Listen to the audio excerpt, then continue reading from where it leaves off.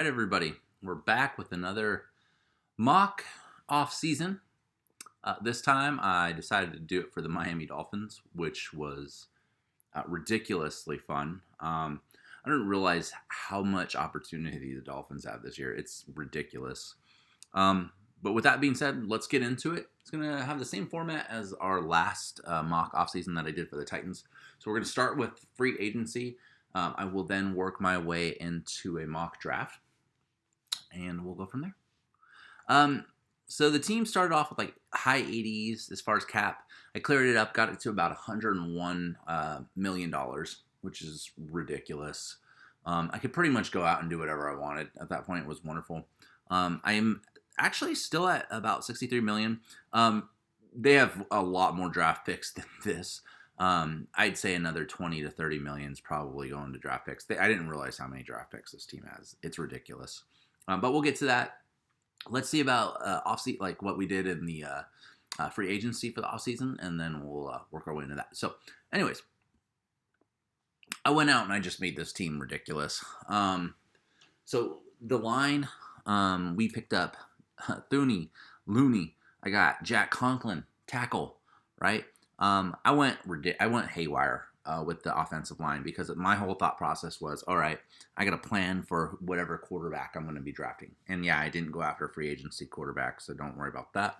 I'm going to give this guy the best shot to be great. Okay. I also bolstered the defense up a little bit. Picked up Richard Sherman.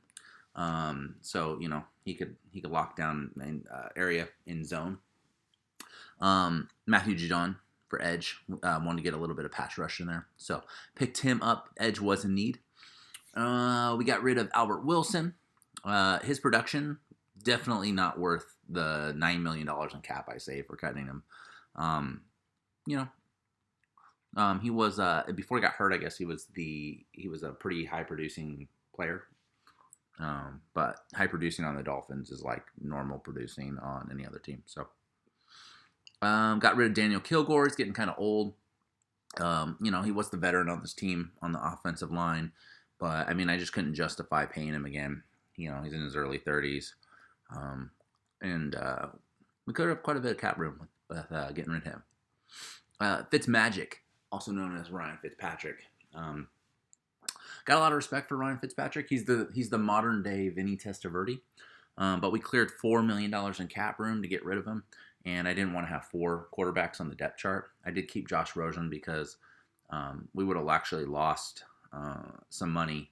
If I didn't get rid of Josh, if I got rid of Josh Rosen, it would have been worse off. We would have lost like $4 million and we would have lost a player, so it wouldn't have been worth it.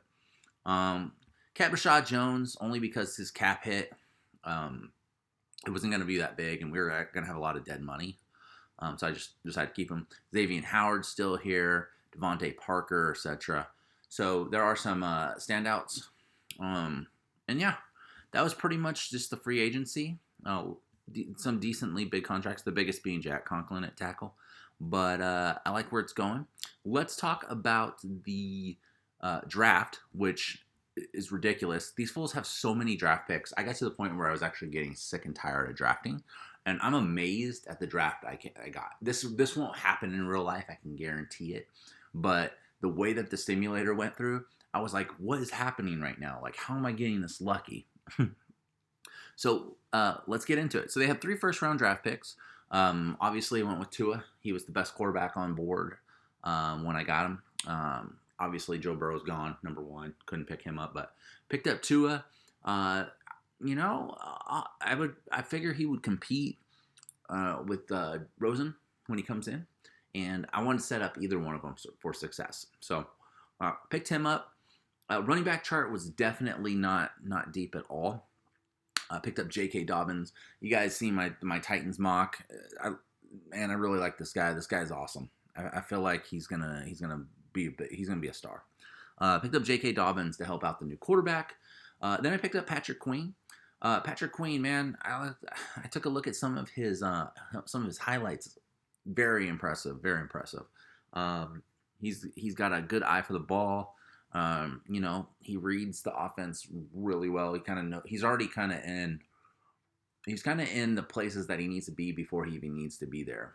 So definitely a good pickup there.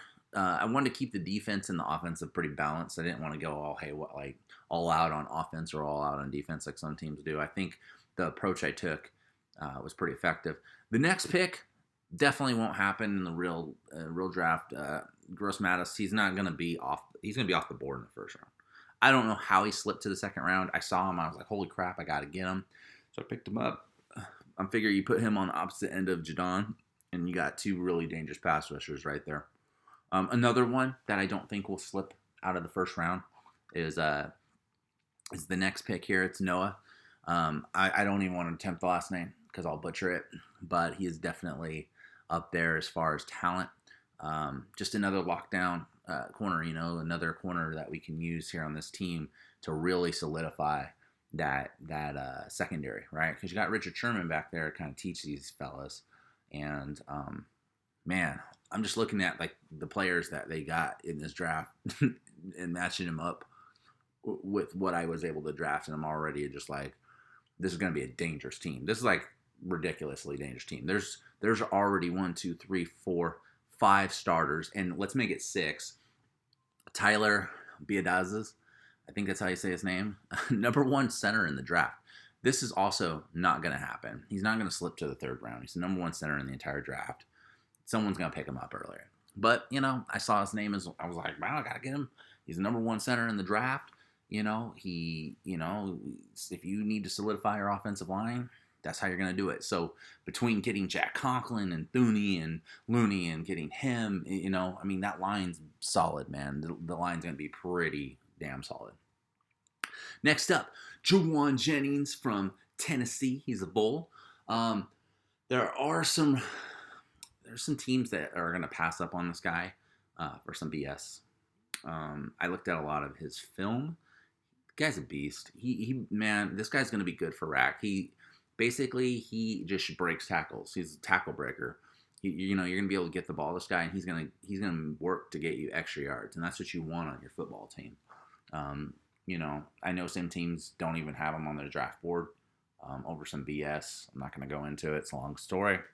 But you know what? If you want to win, you'll turn your head to some stupid stuff, unless it's really serious. If it's serious stuff, don't turn your head to it. But in this case, it's not. So, all right. So I'm not going to lie. From here on out, it got really, really tough because later rounds, you don't really pay attention to a lot of players. So I had to do a lot of looking into these players. I picked up Geno Stone. I did look at some of his film. I was actually really impressed as far as his safety play. He comes up and he makes tackles really quick. He kind of reminded me of, what is his name? Jonathan Cyprien type, where, he's going to come up and he's going to try to do some damage. So I thought that was a pretty impressive player. Thought I'd pick him up. Tyree Phillips. I think the reason I wanted to get him, he was a Senior Bowl invite. So already, if you're invited to the Senior Bowl, it just shows. And it's just another, piece for the offensive line. Like I said, my whole goal was I want to make sure whoever comes in the quarterback is going to be set up for success. And, just getting more offensive line talent. All right. Secondary. Back to the secondary. Miles Brandt. I did look at some of his film. This dude's tall. He is quick. Very quick, by the way. Very fast. I think they were saying the fastest in his division, essentially. But he's tall. I think he's 6 feet tall, very lanky, and he's deflecting a lot of passes. So just another piece of depth for this team. I think he can, develop and really help out. Next up, Michael Turk. The reason I got a punter is because they actually didn't have a punter on the roster. I guess there wasn't one signed. So I was like, okay, let me see what I can find. So I looked at this guy's film. This dude's got a leg, man. There was one kick that was 75 yards. It was insane. He pinned him. And if you not a lot of people are going to say this, punters are actually pretty important in this league. If you can pin somebody at a 1 or inside the 10, that does a lot of damage. That team has to work real hard to get to the other side of the field. And this guy right here, just the fact that he punted a 75-yard punt was just ridiculous. He kind of reminds me of like Brett Kern, but like Brett Kern with a stronger leg. I don't know how his accuracy is, but if he has accuracy, this guy's going to be good for this team. He's going to really help out on special teams. Next up, Francis Bernard. Now it's really starting to kind of drift away from my brain, the names. I think for this guy, when I watched his film, I was just pretty impressed with his ability to kind of get tackles for loss. I think he had 7.5 tackles for loss last season, which isn't bad. I would assume he's probably just going to end up being a special teams player if he's picked here. But, he's just more depth. If you can get that many tackles for loss, that's a lot of work. That's a lot of production right there. Mitchell Wilcox. Probably, so I looked at this guy's film. Very entertaining. For a tight end, he likes to spread out when he catches. So you could throw this ball in front of him. This guy's making catches. He's diving. He's got his arms out. He's not afraid to put his arms out there to catch a ball. He's not going to tuck his arms in to protect himself. He's going to go for it, and he's going to give you he's going to leave everything on the field. The one thing that I think is pretty goofy about him is every time he catches it, he gets up and he does this really goofy like celebration, almost like a little kid going, yeah. And it kind of made me giggle every time I seen it. But other than that, man, he's a tall guy, and he'll lay out for a catch. If you need to throw it in front of him, he's gonna lay out to get that ball. He's not gonna try to just half-ass it and not do anything. And then finally, Miles Dorn is just another depth piece. Probably will end up on special teams. I think he had like 2 interceptions last year. Just your run-of-the-mill, safety. But yeah, I mean, this is what I got. I feel like with the additions that I made, this offensive line will probably be one of the better offensive lines in the league. Pass rush is definitely going to be up there. If you have Chris Madison and you have Judon, I don't even want to know about how the defense is going to be. But that O-line is going to be stacked. The wide receiver corpse going to get a little boost from Jawan Jennings. Running back, it doesn't have too much depth. I think that's still a bit of a weakness. I'd like to get a running mate for J.K. Dobbins. But, for now, I think he's enough of a workhorse to get the job done. And, I think with that offensive line, it's going to really help. But I don't know. This is it. This is what I have. I would think that if Tua does get picked, he's definitely going to start ahead of Josh Rosen. I don't see Josh Rosen beating him out in camp. But if I was coming in and I knew I was taking over for a team, I would be really excited with the results that I got from this. Anyways, guys, that is another mock draft. Let me know what you guys think.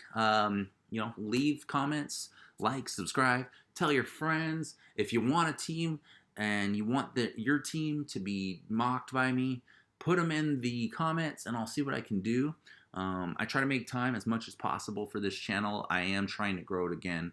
I went on a long hiatus there for 1.5 years, and I really enjoyed this channel, and I want to start getting it going again. But yeah, have a great day, guys. Thank you again, and take care. Yeah, stop it.